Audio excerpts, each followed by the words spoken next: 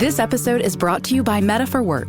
It's not just sci-fi anymore. Virtual and mixed reality are transforming how business works. Architects can use mixed reality to walk through buildings that aren't even built yet. People from around the world can meet up in more immersive ways, working shoulder to shoulder in virtual spaces to get real work done. And all sorts of professionals are getting hands-on training in safer, more cost-effective virtual environments. Meta for Work. Work smarter, closer, safer, together. Visit forwork.meta.com to learn more. My name is Aram, and my pronouns are he, him. I'm the producer of the Dungeons & Dragons podcast, God's Fall. My name's Dylan. My pronouns are he, him, and I'm a physicist from Canada. Welcome to Kill Every Monster.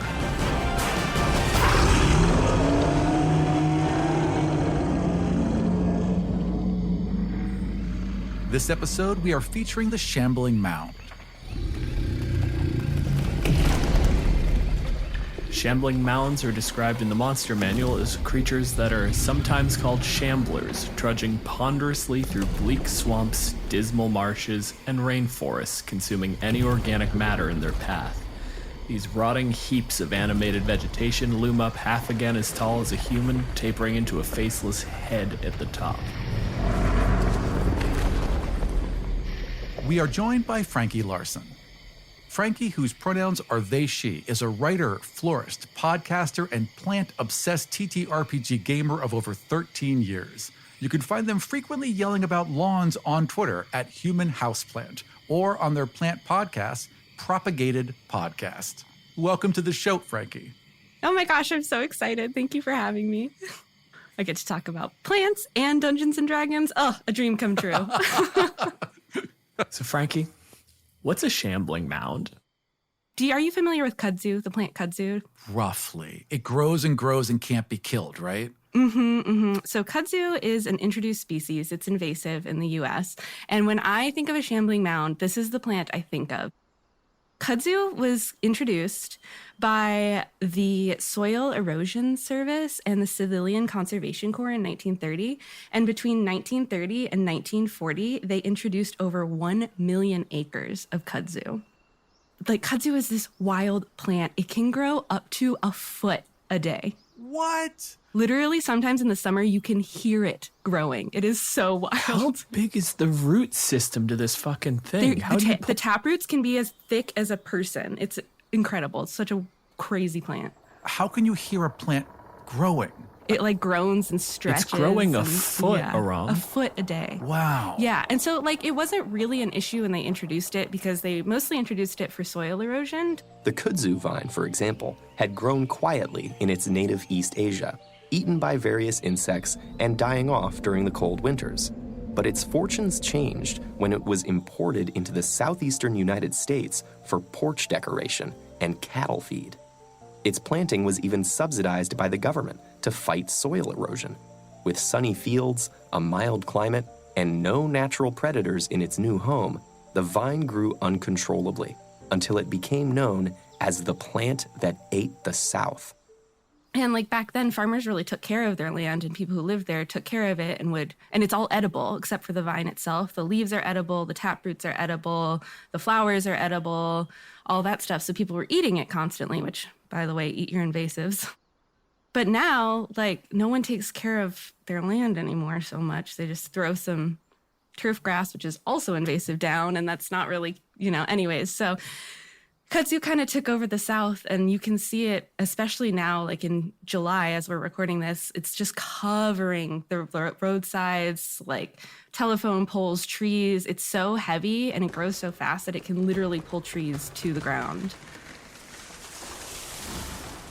I also have a science thing that the shambling mound reminds me of, and that's cancer.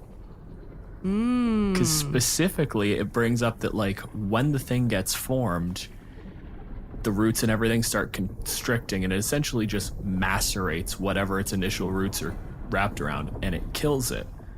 But as it grows, it initially grows stationary, and then it crushes these things up until it creates sort of a soil in its center. And then it grows in its own soil. Like, it creates dirt in its core, and then that dirt is the thing that the actual walking plant is growing out of.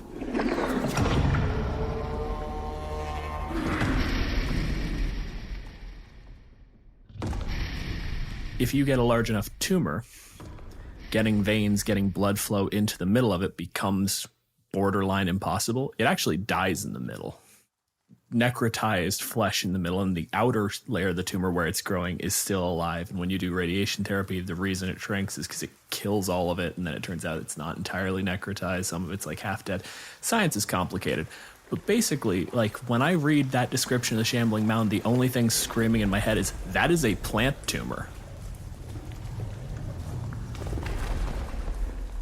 Does it make any sense for it always to be the same thing? Wouldn't a shambling mound change depending on where it was formed? Yes, absolutely. Like I was thinking about this earlier today. I was like, okay, so we have twig blights, we have vine blights, we have, what's the other one? We have needle blights, but we only have one kind of shambling mound. Like that doesn't make sense to me. Also, I feel like I would separate them. I would make all kinds of shambling mounds. I'm going to in my campaign. I just started my first campaign as a DM, and I'm very excited about it. Thank you so much. Basically, my campaign boils down to very simplified robots versus plants. Sold. It's always a good baseline.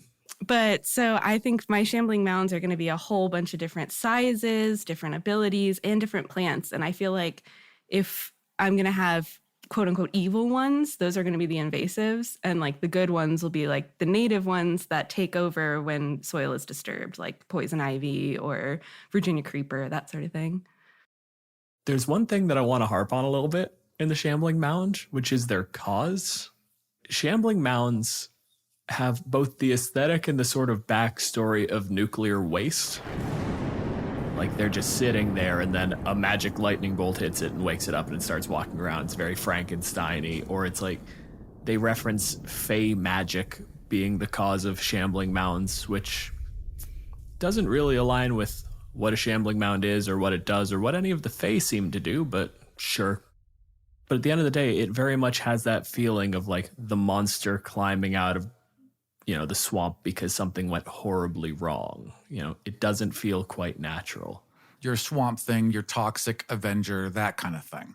To make the cause of it lightning is a fucking weird move. It's not, and I'll tell you why.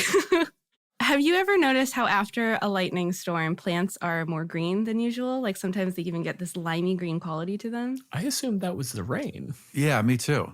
Yeah, so basically the combo of like lightning and rain, there's always nitrogen in the air and it like produces all this nitrogen, but the lightning and the rain get it into the ground where the plants can actually absorb it. So these plants get every lightning storm a boost of nitrogen that brings them back to life.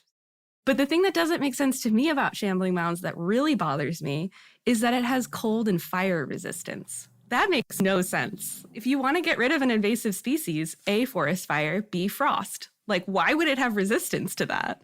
Maybe they're thinking green wood, so it's like wetter or something. Like the cold resistance, a little bit more murky on that one, because especially I would imagine the more water content you have in a plant, the more dangerous ice gets. You get a plant that crawls out of a swamp and you try to set it on fire as your knee-jerk reaction. I feel like that ain't gonna fly. That's She's fair. wet. I guess if you're doing different plants, though, you would have to adjust the resistances. The only other reason my pet theory has been the Shambling Mound exists for one reason and one reason only. It is a Challenge 5 monster. It is meant to go up against a Challenge 5 party, which means the wizard just learned 2 spells. Fireball and lightning bolt. Yeah. And some DM somewhere was like, no, you've gotten too big for your britches. I'm going to throw out just a giant tank of a monster. It's got 100 and some odd hit points at Challenge 5, and it will just eat everything the wizard does. It's just rude. You have to hack it apart and then burn it, almost. Like, that's kind of what you have to do. Shambling Mound is just a DM being rude to the wizard. CR5, a 5th level party, it's that they're just coming into their power, right? They have their They're first just feat. getting They've uppity. got their bigger spells, probably a couple magic items. Like they're kind of rolling into it now, and you throw a Shambling Mound at them, and it's a fantastic way to catch them off their guard. The only thing that bothers me about Shambling Mounds at like their real core is just the how of it. Like I said, like the idea that, oh, they get overfed by the nitrogen, by the lightning, that actually is really cool and I can get on board for it. But immediately implies a certain level of nativity. Shambling mounds are endemic, and if there is enough lightning, they get up. Which is weird, but also fantastic as a baseline. Is like, no, we just have to like keep an eye out. We can't let too much lightning happen. Otherwise, the Shambling Mounds consume our cities. Get a lightning rod, yeah. If they knew there were shambling mounds, if you live, you'd probably have lightning rods to try and draw the lightning away, to protect from them. That's such a fantastic, like, really cool little Eberron thing, especially if it's something like, we're eating these, they grow like kudzu, but they're not necessarily full-blown Shambling Mound territory. And we just have this huge ring of lightning rods around a swamp just guarding it. I love it. Like, the lightning pulls it away so they don't get too big. You have a lightning farm. And then we go in, we farm the shamblers, and we get them out. And if the mounds ever get up, we have a very bad day. Oh, and that gives something for a villain to sabotage and a reason for... I like that. There's a lot of things that could go wrong with that system, but I do like it. So here's one of my pet peeves in world building. I hate it when people start world building and they're like, well, that would immediately go horribly wrong, so we need to account for it. No, you don't. That's why you have players. Right. Oh, right. If we use a bunch of lightning rods up around, in this little halo around the swamp, and that's what keeps the Shambling Mounds, well, we got to make sure those are constantly protected. Nothing ever goes wrong with those, because if they ever go down, the Shambling Mounds go up. No, those lightning rods are only good if they're grounded, which means you got one guy going around with a pair of bolt cutters, just cutting the wire. And one day a storm hits, and all the Shambling Mounds get up, and now we have a session. How I would put them in my campaign is less like, oh, magic or lightning brought them to life. For me, they would be like protectors. Like a lot of the stories I like to tell is just dealing with my own climate anxiety.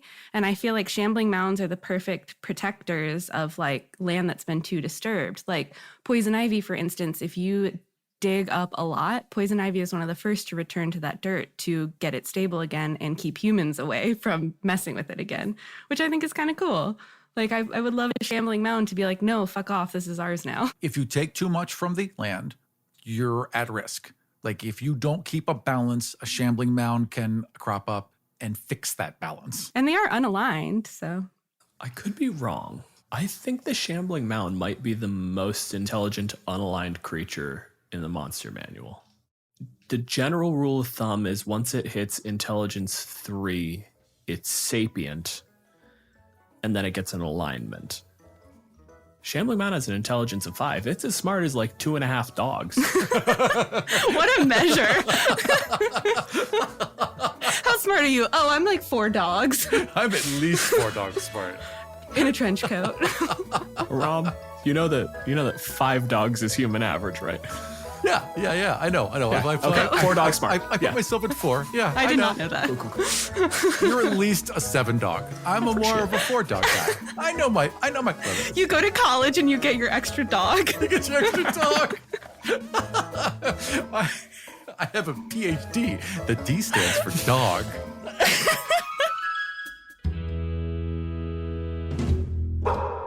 The point is, Shambling Mounds are not human intelligence, but they are well within sapience. Like, they don't have a language or anything, but the fact that they're unaligned suddenly feels just a wee touch pointed.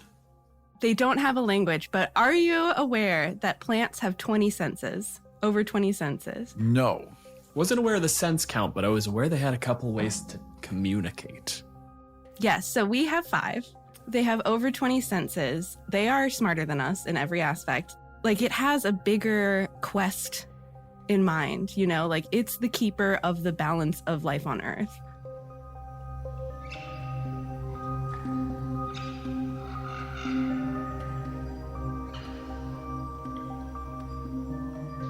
plants communicate all the time.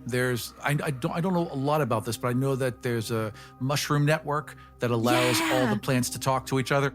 There's a fungal network. I was just thinking of how cool that would be to introduce myconids. Myconids and shambling mounds would totally be buddies. This is where we get into, like, we would have to have a philosopher on. There's a much larger conversation to be had about the nature of intelligence and what constitutes intelligence. I think plants in general are huge hubs of processing. Like, there is a huge amount of information, and that's the thing you're talking about, right? When you have that chemical network, it is effectively a massive computer. That is the thing where I draw a bit of a line, is like, the Shambling Mound is unintelligent by the metrics we use to measure human intelligence. But it is a giant spectrometer. It is taking constant readings. It is figuring out levels. It's doing nitrogen fixation. It's putting everything back right and doing things that it would take 17 wizards in a concerted effort to figure out how to start doing. But it can't spell yet. Yet. I like the yet, the ominous yet. It was just a bush, and then it got hit by lightning, and now it's walking. Yeah. I'm not ruling anything out.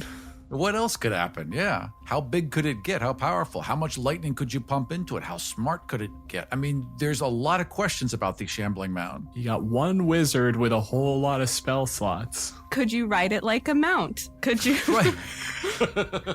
Without being consumed? Could it be friendly? Could you make it more shaped like a person? Could it be your boyfriend? All of these very important, very reasonable questions. That your players will ask, by the way. Yeah, they will. Yeah. But can I date it? No, Jim, you can't. You can try. Yeah, right. Yeah, go ahead. Hey, Jim, have you heard the word engulf before? I'll let my players try anything they want to try. If they want to go, let them go. You want to date a Shambling Mound? Sure, why not? It's not going to go well, but maybe. I mean, look. I might allow it. If there's the slightest chance of happening, you can always, like, say a 1 out of 100. And once in a while, they'll hit that. And it'll be a big, huge thing. And they'll just explode. Like, okay, well, that makes sense. You got the 1 out of 100. This one Shambling Mound is different than all the others. Sure. Just this one. There's just no way Dylan would allow it. I wouldn't. I can totally see it. You're like, no, fuck that. I think that your base thesis is valid. I think there's a certain level of, like, if your players are that invested in it and they want something like the Shambling Mound boyfriend, they want the sapient Shambling Mound, you can set up a situation where that would come about and it makes a lot of sense. And you can make that narratively pay off. The idea of sitting there and letting them roll a D100 and being like, if this comes up double-aught, it'll learn to talk on the spot. I hate that a little bit. Fair. It's all what your table likes. It's what you do. Those are the moments that I'm like, no. If you got the wizard sitting there and going like, hold on, I've got the displacer beast. I should be able to make like a cloak of displacement. I should be able to figure it out. Yeah, you're right. When you get back to town and you have some downtime and you learn a little bit of tanning and you have tools, you can do that. I am not going to say that you can make an Arcana check and if you roll a 20, you get a magic coat. Speaking of tools, I'm like deeply on plant TikTok. And they've created this thing that, like, have you seen this where they like hook it up to plants and the plant will make music? And like one guy like rigged it to start making like sounds and the plants like make like ow, ow sounds. That's a bad, don't do that. Mushrooms sing in a really interesting way. All the sounds were so beautiful. And then they added some kind of like, space echo and they tweaked it a bit, but it does sound amazing. This gives me an opportunity to play my favorite game, Ruin Something for a ROM. It's kind of like when people say like, oh, we're going to listen to the sound of the solar system. It's like that. It isn't a sound wave. It's a random wave that you've now pitched up or down to hit human hearing. Like, the mushrooms aren't singing. There is an electrical impulse that has a waveform to it that you can use that to generate an acoustic sound. Oh, sure. Like it has no real... We're translating into an acoustic sound. It's not actually singing. No, I know, Dylan. I know, but there's a romantic way to look at it. Where's your whimsy? Dad, Where's your sense of whimsy? I killed it, and it deserved to die.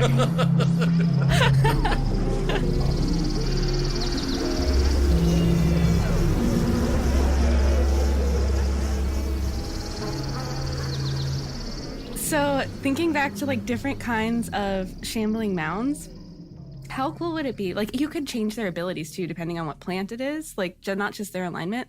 Like how cool would it be to have a poison ivy shambling mound that makes poison damage? And like your players are covered in rashes because they tried to grapple with this poison ivy shambling mound.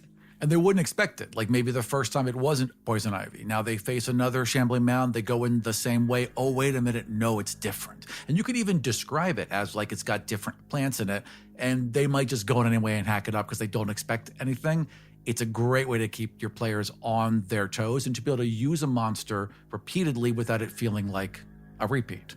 Yeah. And there's so many different kinds of vining invasives. Is it eucalyptus that's highly flammable?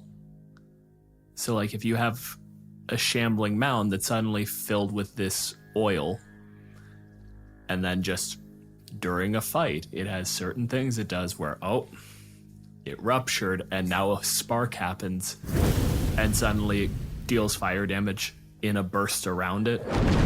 Wizard casts Burning Hands and suddenly the entire party is taking damage because it blasts back out. It's another one of those monsters that I wouldn't necessarily bother statting 16 different shambling mounds. You just throw a table off to the side and you're like, oh, this one has the flammable oil in it. This one has the poison ivy touch. If it's an evergreen one, it's immune to cold. Like there's different ways you could do it, right? That. I would have just made it pointy. Some can climb trees, some can't. Right. Some would have a climb speed. The ivy certainly would have a climb speed.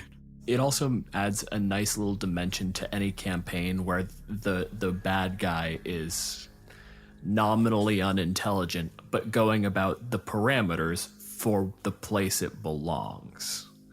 It's not necessarily that the invasive shambling mounds are evil or particularly bad. It's just if you're... I would disagree with that. If you took a cactus and slapped it in the middle of the Arctic, and the cactus had the ability to just terraform, is the cactus being bad by changing its environment to make itself survive? Or by having, like, natural If consequences? it's killing things that live there. If it's not making that as an active choice, though, if this is a plant thing, is it evil? Or is the person who was mindless, thoughtless, and was just like, it'll look good over here? Where's our philosopher? Philosopher! The guy who buys a baby alligator, then it gets too big and he dumps it in the pond, that's not the alligator's fault. the That's alligator didn't do it. 100% the guy's fault. Yeah. So it's whoever brings these. But now if it's a shambling mound and it has choices, quote unquote, to make. Which comes to the question of plant intelligence. Does it have choices, or is it a very good computer?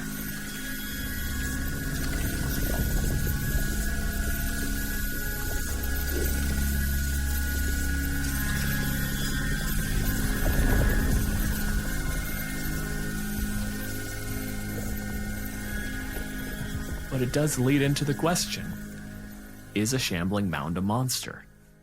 Yeah, I mean, I feel like at the start of this, I was like, yeah, it's a monster. Now I'm like, oh gosh, I don't know. I'm going to think about this for a few weeks and I'll get back to you. I'm going to go consult with my resident philosopher and talk about intelligence for a while. It's not a monster. It's just like animal nature, but plant nature. It's flora nature. And the way you described it, it's more a hero. It's more a guardian and a protector. Yeah, exactly. Plants are heroes, everyone. Or at the very least, a natural consequence of the land and the damage of it. So if it's not a hero, at least but it's not a monster. It's not rising up and seeking vengeance. It's just a natural part of the system. My version or Frankie's version, either or, the idea of something, even if it's invasive, that is just going through all the routines of nitrogen fixation and, adjusting climate and reestablishing so that things go back. At which point, not evil, just in the wrong spot and not sufficiently intelligent to make the choice to do it here or there. You just do it where you are. Or it is something cancerous. It's something that is doing the right thing to the wrong extent because it's broken. Your cancer is not you caught a disease, it's your cells broke and are dividing uncontrollably. You're just running wrong. It's not trying to destroy you. It's not even trying to accomplish anything. It's just running the instructions ad nauseum. Or invasives were just planted there. Like, they might be killing everything around them, but it wasn't their choice to be planted there. Again, man's the real enemy here. That's what we get down to.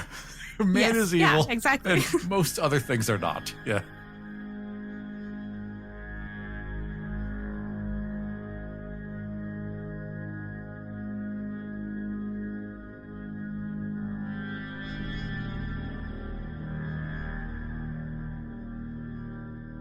Frankie, how would you change Shambling Mounds in 5th edition?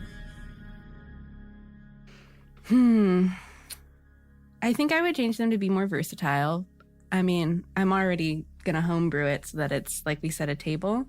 I don't love the cold resistance, fire resistance.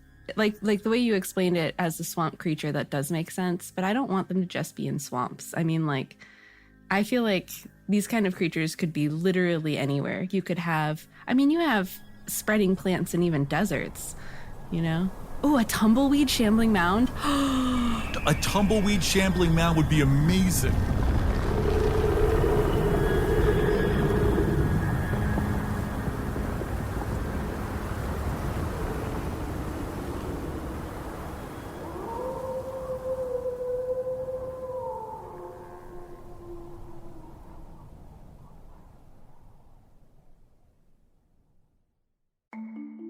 As a podcast network, our first priority has always been audio and the stories we're able to share with you. But we also sell merch, and organizing that was made both possible and easy with Shopify. Shopify is the global commerce platform that helps you sell and grow at every stage of your business, from the launch your online shop stage all the way to the did we just hit 1 million orders stage. Whether you're selling scented soap or offering outdoor outfits, Shopify helps you sell everywhere. They have an all-in-one e-commerce platform and in-person POS system, so wherever and whatever you're selling, Shopify's got you covered. With the internet's best converting checkout, 36% better on average compared to other leading commerce platforms, Shopify helps you turn browsers into buyers. Shopify has allowed us to share something tangible with the podcast community we've built here, selling our beanies, sweatshirts, and mugs to fans of our shows without taking up too much time from all the other work we do to bring you even more great content. And it's not just us. Shopify powers 10% of all e-commerce in the US. Shopify is also the global force behind Allbirds, Rothy's, and Brooklinen, and millions of other entrepreneurs of every size across 175 countries. Because businesses that grow with Shopify. Sign up for a $1 per month trial period at shopify.com/realm, all lowercase. Go to shopify.com/REALM now to grow your business, no matter what stage you're in. Shopify.com/realm.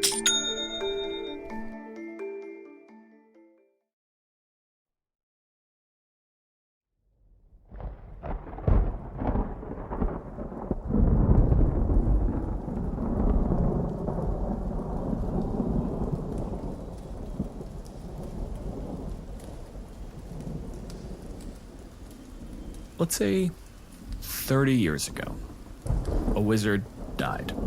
There was a ritual they were trying to conduct. It's not entirely clear what was happening. They were doing what wizards always do, quite frankly. They were drawing on power, whether they were trying to bring it to them, trying to call something here, or trying to amass energy. Not enough was left for anyone to be certain what the goal was. Power coursed through the stones of their tower until it could not be contained, and the foundations shattered, and the tower collapsed.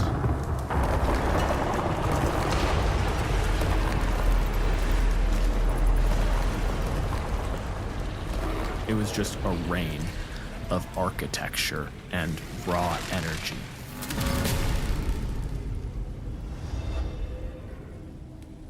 Within about 5 or 6 years, things were going back pretty stably. What had not been accounted for was what was embedded.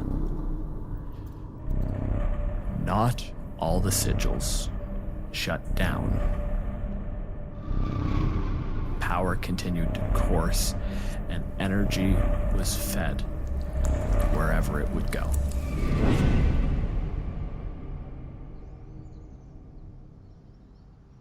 Frankie, where did you grow? So out of the ruins of this shattered building, the vines started to take over and slide their way across the cobbled stones, some broken apart and some still together, and over some of it, broken off a little bit from the tower, but not completely intact. As these vines started to grow, they started to engulf this sigil in one of the stones. And as the taproot started to grow underneath this stone of this vining plant, it started to gain power and sentience over years. The taproot finally sealed a gap.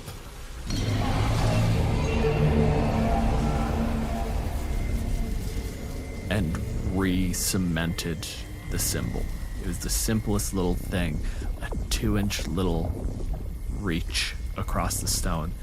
And that line was just the right color, just the right shape.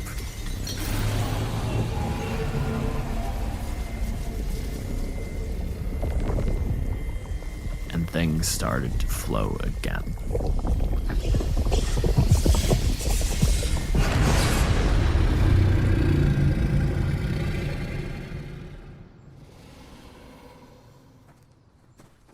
20-odd years later. Aram? Grenlin Greenflow is a furblog paladin who follows the goddess Shantea. And Grenlin knows this area well. Not this particular forest. This will be new to her. But for the most part, she knows these lands well. And she is acting as a guide and protector at this moment. She makes many journeys into the wilderness as a paladin of Shantea to perhaps tame it a little, make it more a garden and less an overgrown weed.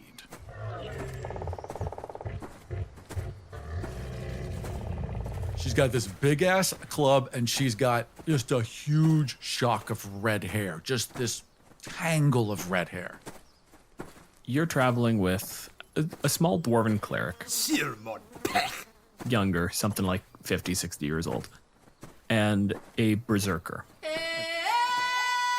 An elf. They have names, I suppose. A Gimmelus and Legley. Ranaril is the elf, and you can just go by Ren. And the dwarf, fucking dwarf names. I hate dwarf names so much. Clang Smash Drinkstone. Barrel face, drink bottom. Right. Axebeard, Anger Shove. Glad we're all having a great time. Stone Rock Boulder Pebble. It's Eldrick. Eldrick and Ranaril. Renaril. Never gonna get there. Al. Okay, gotcha. You've been traveling together for a while. You don't come out here, like, in this direction. Ever. Nobody does. There was an event there. The bards like to call it a cataclysm, but bards like to call anything past a small barn fire a cataclysm. They're very dramatic. Makes for a better song. Eldrick remembers the wizard's tower exploding, but is immediately, the entire trip has been talking about how that's just what wizards do. Ren, someone needs to be brought out here as sort of an added muscle. You know, there is always someone who has to hold things back, but there is no guarantee that the problem is going to come from only one direction. That's Ren's whole role in this. So we're really here for the dwarf, I imagine, then, whatever motivations they have. Well, really, it's just Eldrick is, how to phrase this, EPA, basically. Right. Whatever discharge occurred when this ritual went off, someone needs to basically clear that it is not actively unsafe to go here. And since from town you can no longer, detect magic, pick up the aura, we can at least go close enough to check now. Yeah, we're close enough to a major city where they actually send out a survey team after something like this happens to make sure nothing bad is grown. This is actually kind of responsible of them. We're doing a responsible thing. Okay. Ren has been part of this organization since its founding and basically just keeps going out and just keeps scraping these places clean, just making sure that it's taking care of dragons. Ren has told you stories about her first demonic incursion, the first time that she had to talk down one of the sorcerers from making a deal with a devil. And she still talks about how and you know what? We all came back alive. He was grateful, even though I had to take the hand. And Grenlin's all, I once saw a very large bird, and just continues on walking.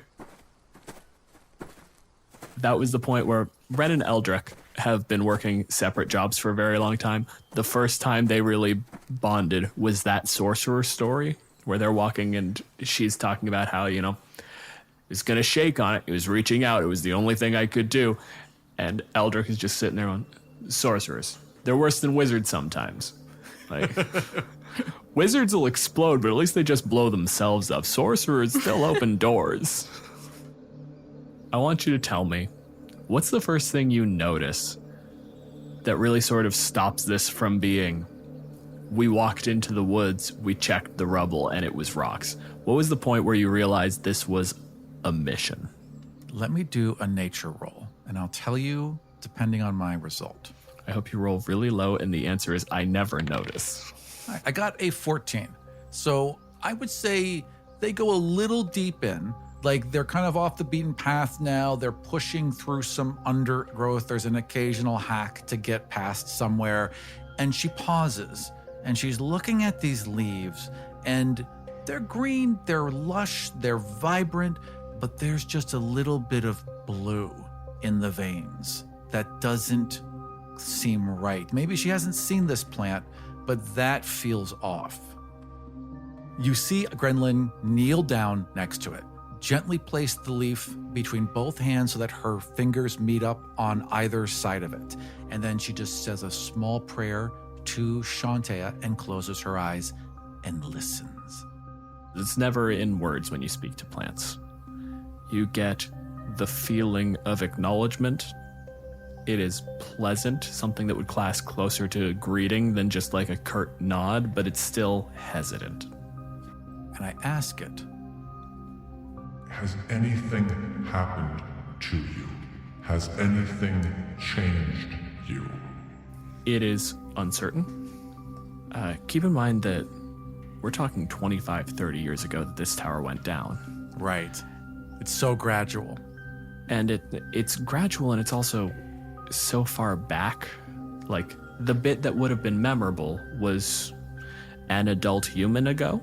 So if that question is confusing, I will then ask, are you well? Do you feel well? It thrives. Then the last thing I would do is detect magic. It's magic.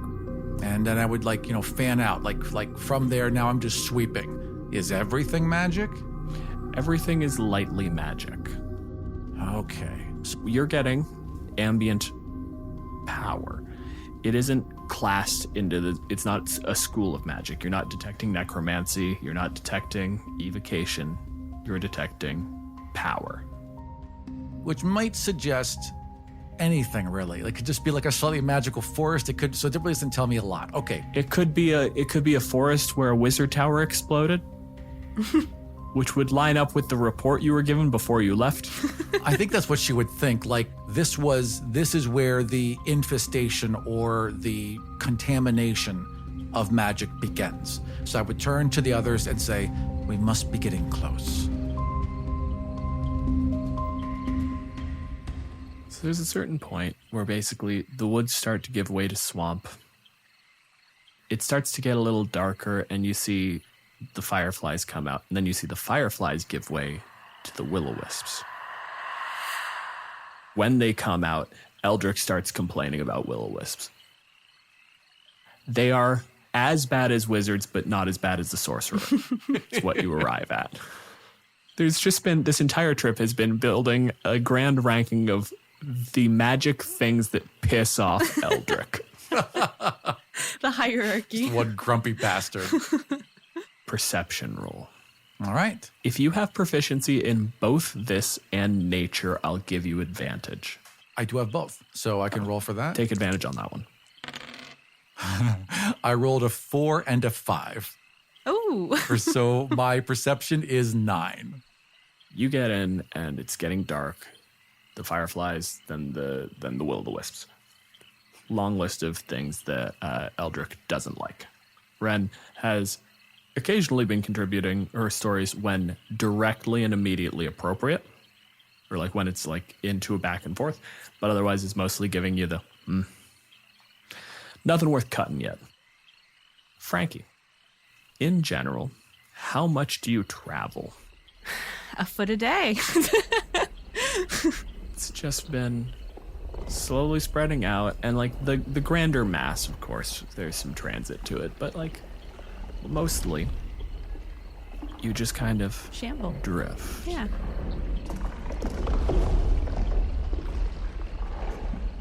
Frankie, I want you to roll a d20. Aram, I want you to say a number between 1 and 20. 13. Nat 1.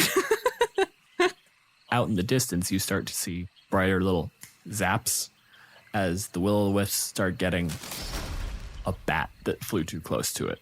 And it's basically like watching a bug zapper, except proportional to a bat. And shy of that occasional little sizzling noise, the night gets quiet. And I want to know, what do you do? Do you set up camp? Are you going to be hunting around? Yeah, we definitely set up a campsite. We would look, I think she would look for a little bit of higher ground and a clearing. There are 2 ways that you're going to get higher ground here. You can get onto a piece of masonry. This was a, let's say, 60-foot tower that collapsed. So there are some decent-sized hunks just around. Or there's the hammock option. I think she'd definitely go for the hammock option. I'm betting my dwarven friend is going to want to sleep on the rock. Your dwarven friend has been working these sorts of jobs for long enough that it's like, no. Stones are porous. Stones soak in. You don't sleep on anything, you brought it. Don't get me wrong. Stone is much better than wood. Sleeping on wood, it's awful. I would rather talk to a wizard than sleep on wood. Not necessarily like spend time around a wizard. Again, Sure. the explosion thing. Maybe But- give directions badly. Yeah, I'll give him directions. I would definitely set up a large hammock for my giant for my 8-foot tall fur blog.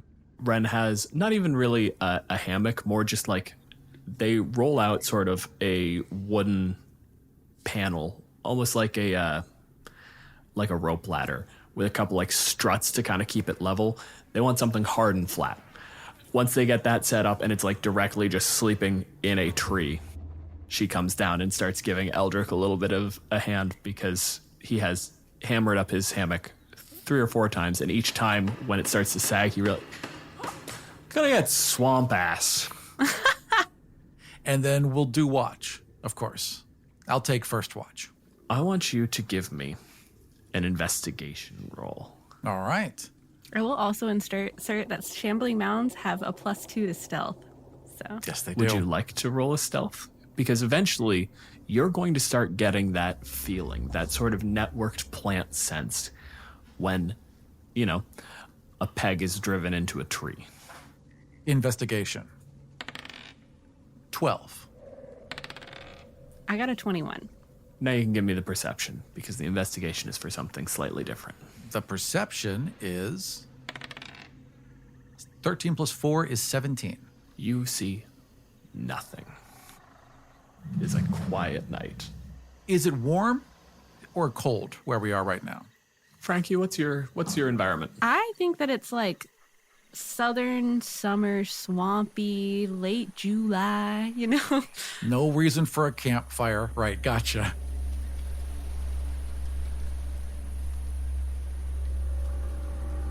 Absolutely nothing that you've seen since you've gotten, like, close, since you started seeing the bits of masonry, lands. The things that you see, the things flying through here, like when you noticed bats way out around the edges, they roam. Yeah, bats have a territory, but it's miles. Stuff like mosquitoes that, like, would live here and then only go near where it isn't here. Absolutely nothing touches ground here. That's concerning, especially as I am currently standing on said ground. All right, so I think a little chill, the fur on the back of her neck might rise just a little bit, and she would nod and continue her watch. So tell me, Frankie, you're moving sneaky. I assume you're actually trying to, like, get in there and take a look at what they're up to, or tell me what your goals are. Yeah, something feels off.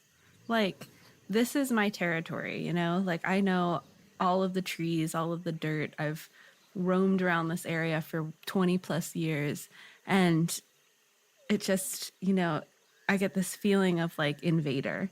And so I'm trying to roam over there to see what it is and to see if potentially it should be destroyed. You rolled very, very well, and I rolled perception for everybody over the course of the night, and it does not matter who is on watch. Eldrick refuses to get down off the hammock because then he'd have to get back into the hammock. And Ren just the entire time is watching for threats. But threats means meat, usually. He's looking for big animals. That's what he's focused on, yeah. Things that are moving quickly, predators, really. Growing so fast, like kudzu, you can hear it, but it would sound like plants in a forest. So it wouldn't seem out of place.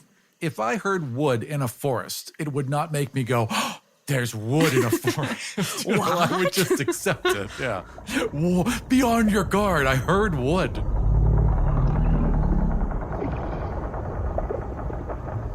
I feel like echoing throughout the night, too, you would hear maybe a tree collapse at some point, just that, like far off in the distance. Wouldn't think anything of it. We're in a swamp. Trees probably die and fall over all the time. So what you see is 3 people. They have set up a small camp. They haven't started a fire, but they have pounded some smaller, like, pegs into some trees just to give purchase to the ropes when they're hanging up hammocks, things like that. And they're just staying out of the water. For now, they just seem to be sitting. There's always one that's not hibernating, it's sitting and watching. One of them is tall, slender. She watches like a bird. Doesn't move much. One of them moves constantly, but it's sudden. It's fast movements. Thuggish, slamming hands around. Shifting on its little tarp. And mostly it seems annoyed to be here. And then there's Aram.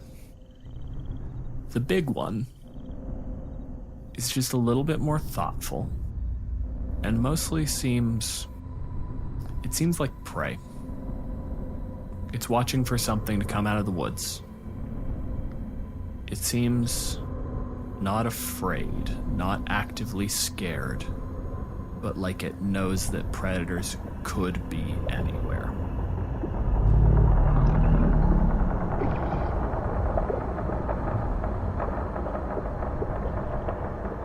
So I feel like I've been traveling mostly like through the trees, kind of. Like maybe some of my viney limbs are trailing around along the ground, but mostly I've been creeping along through the canopy of trees. And as I come upon these things hanging in the trees, I start to vine around and kind of like my idea immediately was like anaconda style, like wrap around, you know? Who would be the highest hammock right now, Dylan? Who's the first one she'd run into? Okay. Yeah. Okay, yeah. Because specifically, Ren is not sleeping on a hammock. Ren has a tiny platform that she's set up. Right. And the other dwarf's hammock is just high enough not to touch the ground. He wants to be able to like roll out and like get back in if he has to, but also.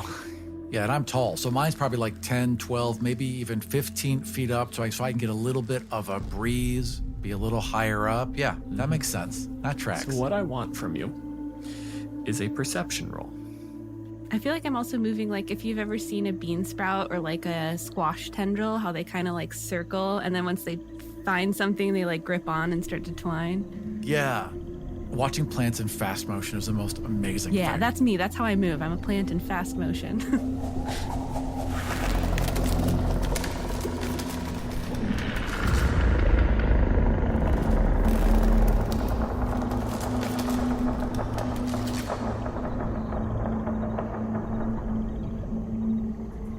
What am I rolling?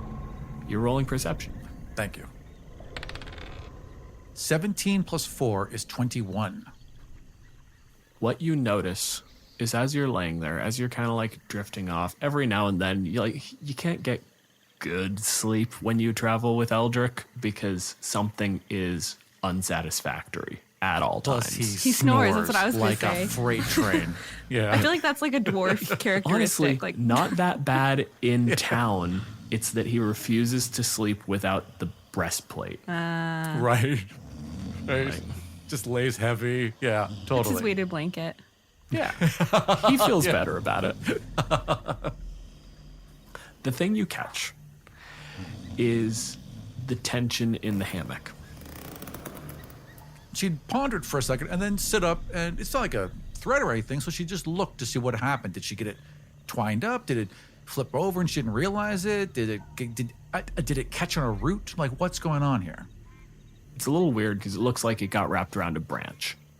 But the only way that could have happened, because it's like actually fully wrapped around it, the only way that's possible would have been if you weren't on the hammock and wrapped it around that branch. But the only other way that could happen is if the branch reached out and coiled around and seized your hammock. And that doesn't make any sense. No, it doesn't. So I think what she would do is cast light. And I would bring the light close to this, whatever this is. Give me a nature check. Okay, then that is going to be a total of 13. Frankie, tell me one thing that's off about your vines. What indicates that they are not natural or not normal without going fully into, and it's a monster. The vines are thicker than normal, like than tendrils usually would be, and also they have the sheen to them as your light reflects off of it, kind of like an oily sort of, that you haven't really seen before and feels really unnatural. The thing that it puts you in mind of is freshness. Like these, think like, you ever get a bad burn? And then when it heals, you can see there is a different quality to the skin. Like, it's not that it's scarred, it's that it's newer, it's fresher. It's that for plants. Yeah, and it also probably has tiny little hairs on it. Don't know why that one is. I was making up other shit. That's probably some plant bullshit that I don't know about. Yeah, it's like the way that they grip onto stuff is little hairs. If she saw a vine and it was interesting like the other vines, and clearly it's magically infused, you would assume that might be what's going on here. So she's going to lean in and she's going to take her fingers and she's going to try and peel back the front of the vine to get a better look at it. How much resistance do you put up, Frankie? A lot. Okay. Aram, how much effort are you willing to put into this? If I feel the vine resisting, The vine says no. if I pull, it starts to move, and all of a sudden the vine fights back. Like I feel an active pull or push. I think she would immediately let go. As she grabs out and grabs me, I would pull back. And then when she lets go, like I would hold on tighter to the trunk of the tree, and like the mound of me that was my quote unquote face would probably like come around from the other side of the tree.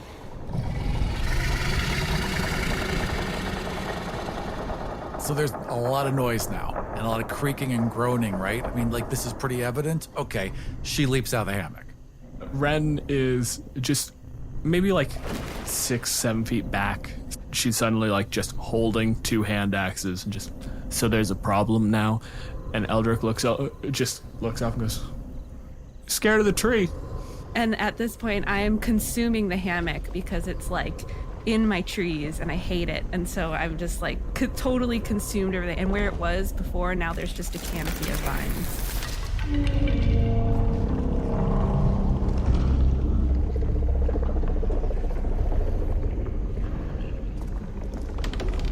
16. I got an 8. First up in the initiative order is Grelin. So you've just fallen back. About 15 feet up from you is this shape. It has what is very evidently a head, and it points it at you like a head. There are no eyes. There are no real strong features to it. It's just the impression of headitude. Right. It is staring down at you as just, it's got one, again, very loosely speaking, hand planted on the tree where your hammock was anchored, and it's just spreading out over the hammock and just pulling it all in. It's snapped on the far side. It's not attached anymore. The thing's hand is eating your bed, which is a rude thing to do. Yes. The other one is just pinned on another tree, clearly too far away where it shouldn't be able to plant its hand that far away and still gain leverage. When you say hand, am I interpreting these things as hands? Like, is that what I'm seeing? It lands and it plants in a way that like wraps around a little bit, like it is grabbing for purchase. Right. But it's made of plants. It is behaving like a hand. That's why you're calling it hand. Right. Moving too fast, clearly making choices. So I think at this point, the big club comes off the back. This might be a creature. I'm not sure, but it's not aggressive yet. Like, yeah, it ate my bed, but hasn't really attacked us yet. That might just be a natural thing that's happening here. So she's not going to go on the offensive yet. She's preparing an action for if that thing gets too close, and she'll swing at it. Ren watches you sort of take up position. So, should I kill it yet? Not yet. Not yet. Let's see what it does. Your call. That's her turn. Eldrick immediately starts to scramble back. We're going to give him, on a dexterity save, he rolls a 9. So, immediately, swamp ass. Just out of the hammock, scrambling away from this thing, trying to just keep his shit together. And then he hears, like, he's getting back because the hand comes down and it just drags in. Almost like, you know, it got caught in a fucking escalator. It's just pulling into the thing's leg. And then there's a snap at the far end as he's trying to, like, scramble back away from it as the thing comes unattached from the back end of the tree and into the water on his ass.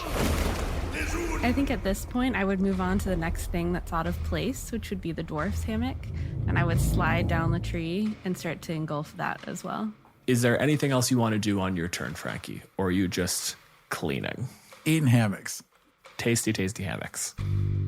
It's so interesting how we're both kind of doing the same thing. You're pulling away the infestation and what you see as natural. We're here to clear you out because we don't see you as natural. Listen, I've been here a lot longer. You've been here for 5 minutes. Get the fuck out. Very valid.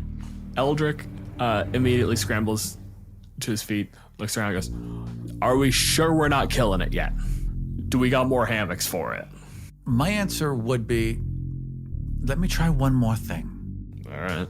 And he gets 15, or no, he's a dwarf, so he just moves back in line with you because he's only got 10 feet of movement left. And he's going to cast Shield of Faith. Valfir du shall detar. Grelin takes a step forward, holds the light above her head, and casts Speak with Plants. And this is a large plant. You may now speak with this plant. Hello. Invader. Wrong. I send this like overwhelming sense of like, you don't belong here. Oh, so it's like high school.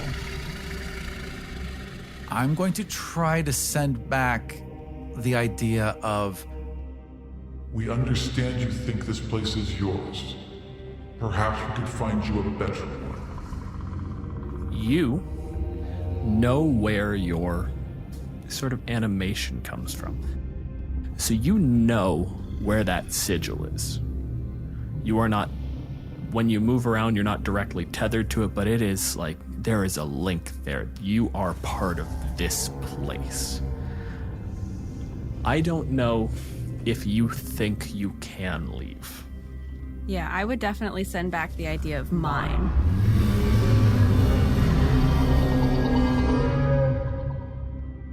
okay, she would nod a little sadly. Yep, all right, take it out.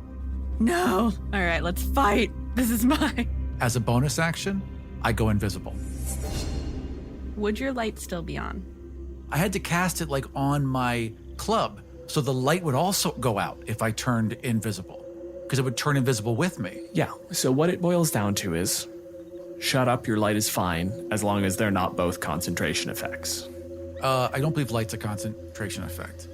I do have blind sight. So you know where he is anyway. The invisibility doesn't matter, but it feels good. But I think I'm now safer. invisible. Yeah, exactly. I think with fear bogs, like, if you startle them, they just go invisible on reflex. It's just involuntary. Immediately, just across the little gap, there is a huge swing, and one hand axe kind of falls just short. And it's this big arcing, like, throw all of your body weight behind the second hand on a bonus action with the second hand axe, slams home. Ren gets one into one of the arms and just sort of swings there. You are going to take 7 points of slashing damage, and I'm going to give Ren a strength check. Hangs there. Oh, fuck. And then Ren falls 15 feet. Rolls a 11 on dexterity, and so she's going to take 5 points of damage. And that is Ren's turn. Frankie. So, like, how close are they all to each other? They're like 10, 15 feet back. 10 feet, Firbolg. 15 feet, Dwarf. And the elf is, like, at the base of the tree because she just flung herself at you and sort of fell on her ass. Yeah, so then I would probably go for the elf because it would be closest to me and it just hurt me. And so I'm going to attempt to grapple it. The way your grapple works is if you hit with both slams, you automatically grapple, which then automatically triggers engulf. That doesn't mean you have to do it that way, but you can. Oh, okay. Yeah, let's do that. This one has a little bit more like sort of an instruction to its mechanics. Comes the manual. With one quote-unquote arm, I'm going to reach out towards the creature that just hurt me as they're falling, and then the other one is going to reach towards where the light was and try to, like, slam down onto it. 11 plus... Plus 7 to hit. So that's going to be a total of 18. 18. For the first one, and then for the second one is going to be 14. 14 does not hit me. But I did see a vine come directly for where I am. Yes, it was pointedly, like, at you. You can roll for damage against the elf. It's going to be 12 damage. I got some thick vines. You pull yourself lower just to kind of get within reach, and it just comes slamming forward the other arm. You actually have to take a step back around. This whole vine just slams down right in front of me, and I barely get out of the way. Splattered with mud, swamp mud. Magic runoff swamp mud. Eldrick immediately freaks out a little bit. And he's going to throw a sacred flame out. DC 11 dexterity save from our Shambling Mound. Oh, I do not. I'm not. I'm a tree. I don't have dexterity. That's going to be a 2. That's all right, because magic apparently isn't his strong suit. You're going to take 2 points of radiant damage. What god does Eldritch follow? Dagmarin Brightmantle, which is the god of knowledge, scholarship, and innovation. Cool. That works. Though he still does hold a deep resentment of wizards. Of course. Because, you can't be happy knowing things. You gotta fuck with it, huh? So that's a standard action. As a bonus action, he's going to cast Spiritual Weapon. 19 with this spiritual spear. So you're going to take 8 points of force damage. And this giant spear comes out, stabs into your general mass, and then pulls back, but it doesn't go all the way back. It just starts floating as if it is being held by a soldier.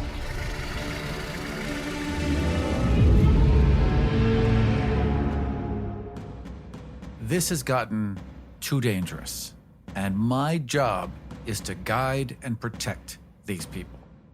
I've got to defend that elf, and if that elf has fallen on their ass, then she has no other option. She charges forward with the club and takes a big swing. I'm going to use my great weapon master feat to take a -5 on this roll for plus 10 damage. Natural 20. So I have this big ass club with all these metal kind of nubs on it, right? It's one of those. And she just leaps in the air, comes down, both hands over her head, and slams it down for 8 + 3, 11 points of damage. Same, 11 points of damage. Do you only get one attack a turn? I get another one. So I'm gonna take one more. That one it's another natural 20. All right, I quit. I'm done with this podcast. Just kidding. That one is 11 + 3. Realm, on that first hit, did you include your plus 10 from the feat you just invoked? I didn't. So add 10 more to that. Thank you. Okay, that's why it felt too low.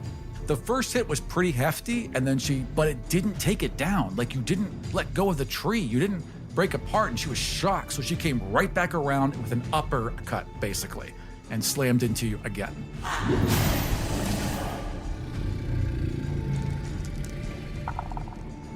So your AC is a 15, right?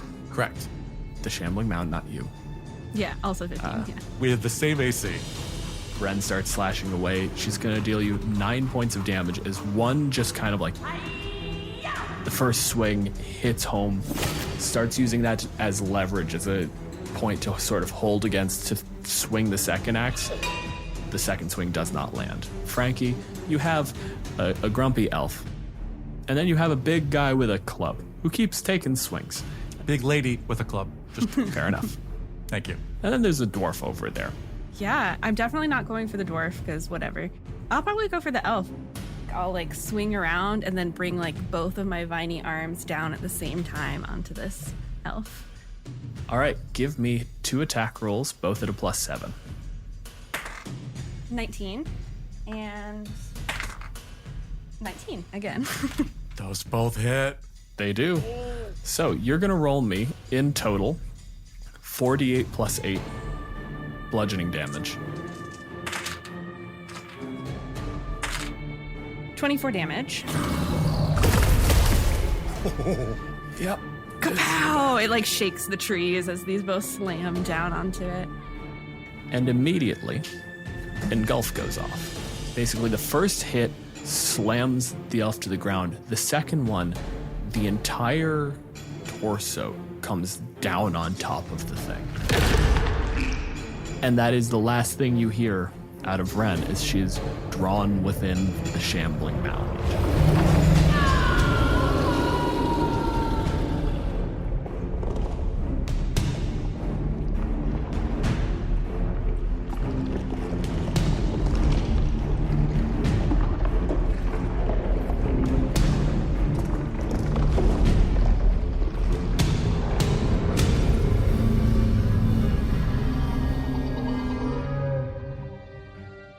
Thank you for joining Kill Every Monster for part 1 of our deep dive into the Shambling Mound. Join us in 2 weeks for part 2, or check out our Patreon for an early release.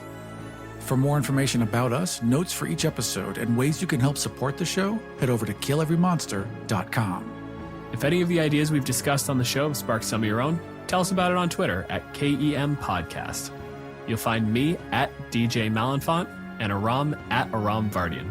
For ad-free episodes, early releases, bonus episodes, print-ready maps, our new audio DMs notes, and my character sheets for each encounter, head over to patreon.com/killeverymonster.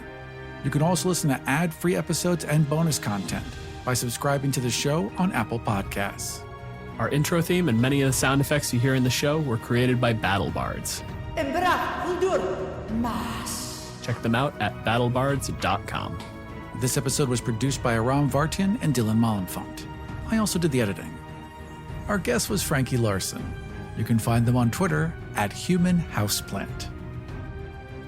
And if you are anything like me and all of that information just fell right out of your head, you'll find everything you need at killeverymonster.com. And we'll see you next time for Kill Every Monster.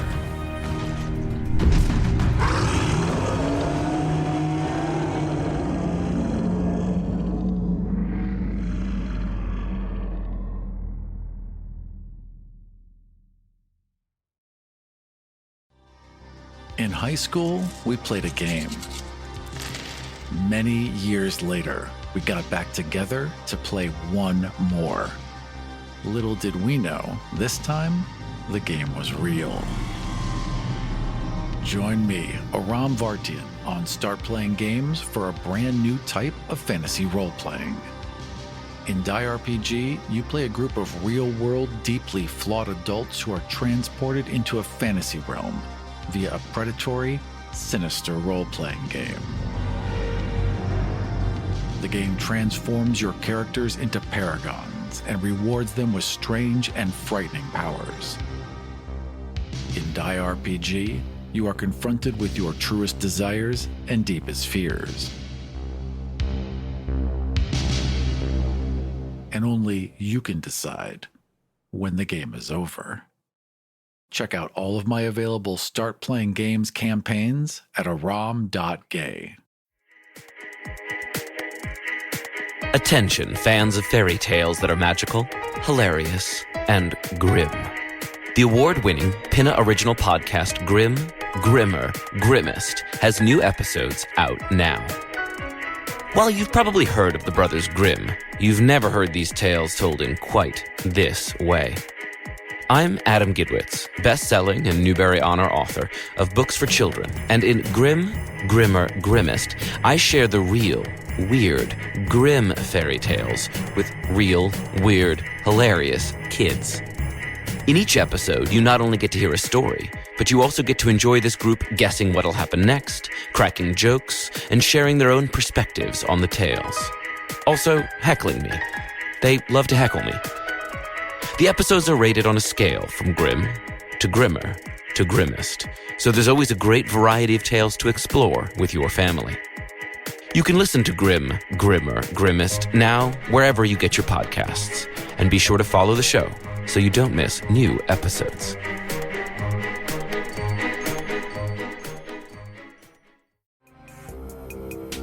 This show was produced and edited by Dead Ghost Productions. Find out more about us and all the shows we make at deadghostpro.com.